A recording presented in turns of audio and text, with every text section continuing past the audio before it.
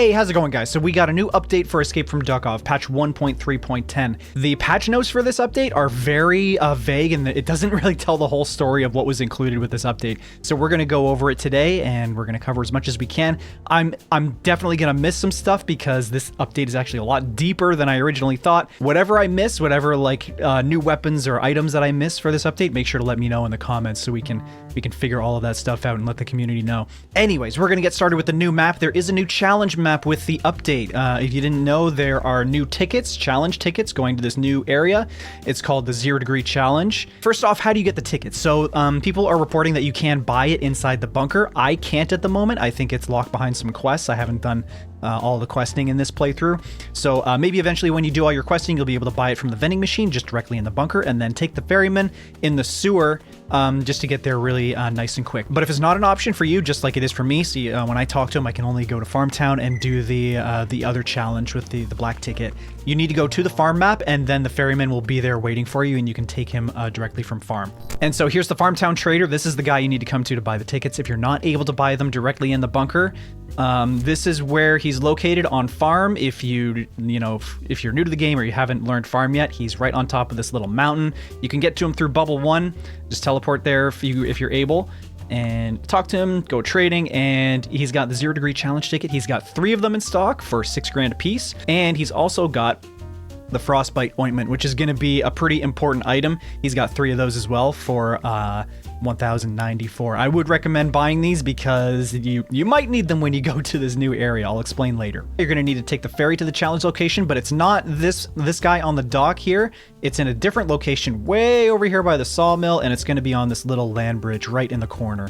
And here he is. He's just sitting right here in this little corner waiting to take you to the challenge map. So let's go check it out. Okay, here we are on the new challenge map. Obviously, it's snowy and cold, and there is a new weather mechanic you need to worry about. I'm just going to go over that with you really quick. If you wear regular body armor, then you're going to get cold, and there's a frostbite mechanic that'll slowly tick down your health, and you'll eventually die if you don't fix that with the frostbite ointment. So I actually have God mode enabled right now. I'm going to turn that off. So now that I don't have God mode on, you can see there's a cold status effect that has appeared in the bottom left corner, and that's slowly ticking up. When that gets to 100, it will apply the frostbite debuff, and I'll slowly start ticking down my health until I die. There are scavs and mercenaries on this map, and they all have like varying levels of cold resistance armor and jackets and stuff. And we can see we're about to get to 100. Right there, and now we have the frostbite debuff, and it's going to slowly start ticking down our health. So what you can do to remedy this, obviously, is put on some of the new cold protection armor. This is the stuff that the scavs are usually wearing.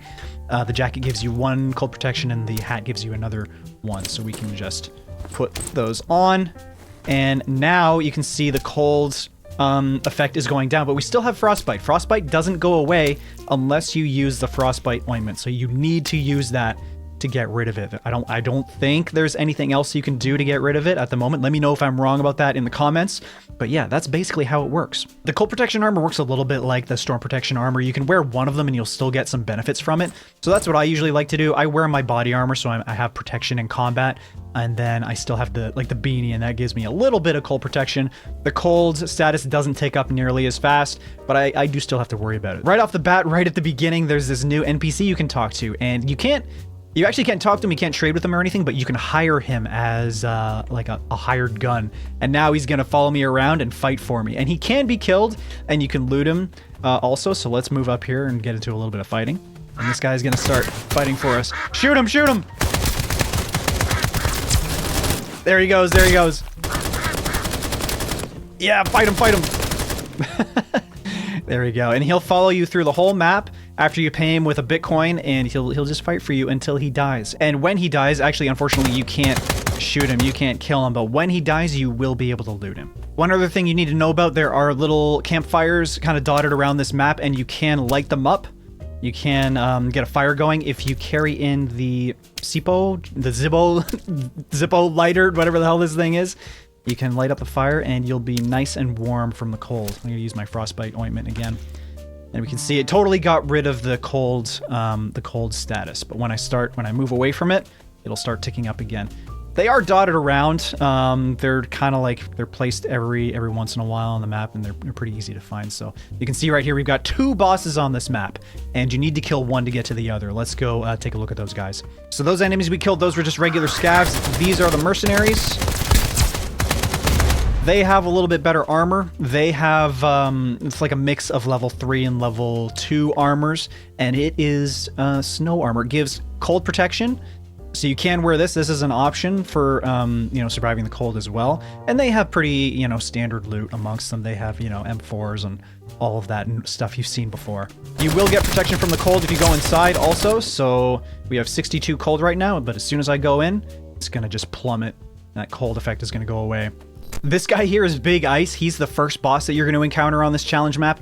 He can spawn in with a couple of different weapons. He's got level 4 armor, and he can spawn in with either the Frost, I think it's called the Frost MMG or something like that. It has, you know, a cold status effect. If you get hit by it, you'll get slowed down, and it, like, if you shoot people with it, they'll slow down and eventually freeze.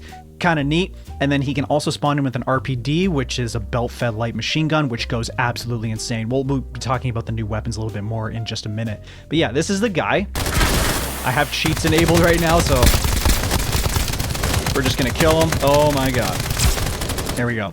You kill him, and you'll pick up his gun. You can see his armor, and he'll have this key. This is a very important key. You need this to progress in this challenge level, so make sure you pick this up. Behind him, if you go outside, there's going to be a little safe, and there's going to be an extract here if you do want to leave right here.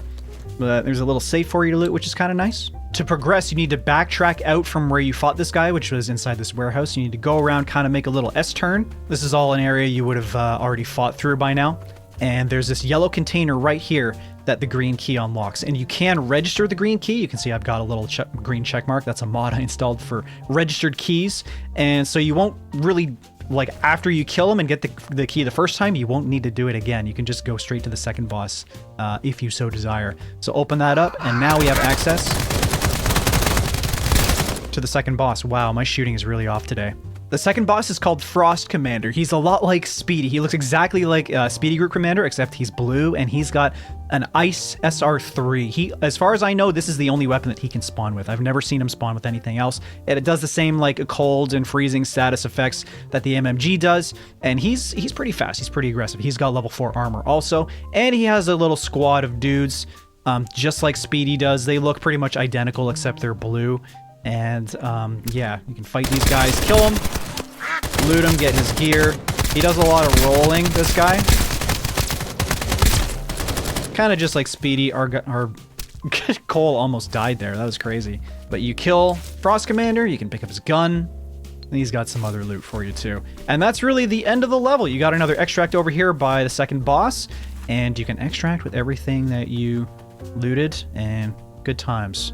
Now we're going to take a little bit of a deeper look at the new weapons. If I miss anything, again, make sure to leave it in the comments. The patch notes for this update are not very detailed. They don't really say, like, exactly what new stuff has been added to the game. If I miss anything, yeah, just let us know in the comments. But this is what we got. You probably noticed I was using a new gun right off the bat. It's the MK47. I freaking love this thing. It's a really good AR. It uses AR ammo. Very good assault rifle. Love it. And then we got a few more. We have the RPD. This is the one that Big Ice can spawn with. We got a crossbow, and these are the 2 Frost weapons that the bosses can spawn with, MMG and the SR3. Now, second part that's kind of related to all the new weapons is modules. These are brand new attachments that you can put on some very specific guns. And there's only a handful of them right now. If there's any more that I missed, make sure to let us know in the comments.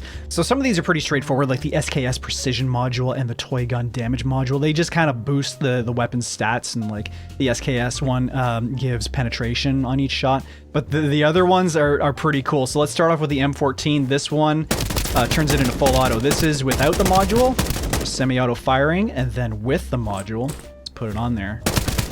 I'm just clicking and holding now. Turns it into a full auto gun. Pretty cool. The cube gun one sounds pretty interesting. So ADS spread, bullet speed, and crit damage multiplier taking a hit, especially ADS and bullet speed. But this is what the cube gun shoots like without the mod, and then this is what it shoots like with the mod. So very slow, but The bullets should like track and follow your enemies, which is kind of cool. The Glick 3-round burst mod is pretty neat. So this is just regular Glick shooting. I've got the Space Glick semi-auto, and then when we put the 3-round burst mod on there, boom, 3-round burst, pretty neat. I've never actually used the candy gun, but this is how it performs without the module. And then this is how it performs with the candy gun module, which gives multiple rounds fired at once. Let's try it out. There it is. Okay, this is a lot like the Bison module. Basically turns it into a shotgun. Speaking of the Bison, I've got it right here, and we all know how this thing performs, right? It's just a regular submachine gun with a 64-round magazine, but you put this module in it, and the rate of fire on it is crazy. It behaves exactly like a shotgun. I went in and I killed a roadblock with this gun. Absolutely crazy. Next up, we have the recurve bow. This is how it performs without the module. You know, pretty standard, pretty boring. And we put the module in, which gives 3 arrow volley shots. Kind of the same deal. There's a few modules that do the same thing, basically turn some of these guns into basically shotguns, which is cool. I like that. And then finally, one of my favorites, the module for the RPD, turns it into basically a minigun. We are going to try it without the module first, see how it is. Devastating, absolutely devastating. But then we put the module in.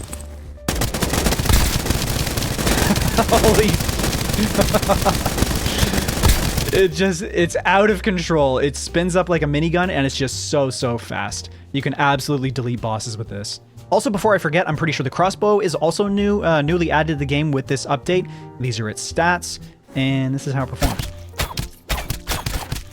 You can actually shoot it kind of fast.